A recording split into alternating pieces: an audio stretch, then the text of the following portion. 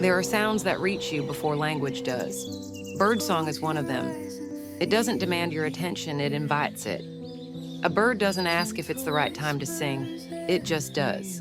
And what's fascinating is plants listen. Science tells us that certain frequencies, between 1,000 and 8,000 hertz, encourage plants to grow. Roots to stretch, petals to open. Maybe growth isn't only about sunlight. Maybe it's about feeling safe enough to reach out. Maybe it begins with being gently seen and heard. There are people in our lives who feel like that bird song. They don't fix us. They don't force us. They simply offer presence, and something in us responds.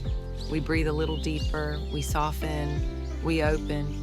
We all carry parts of ourselves that have been quiet for too long. Not broken, just waiting. For warmth, for resonance, for a moment that says, you can grow here. And maybe that's what healing really is, not a breakthrough, but a frequency.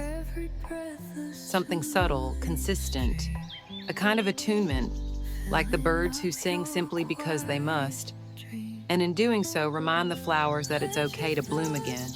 Because sometimes we don't need fixing, we just need someone who sings near us until we remember how to grow. Ruminate. The space between thought and transformation.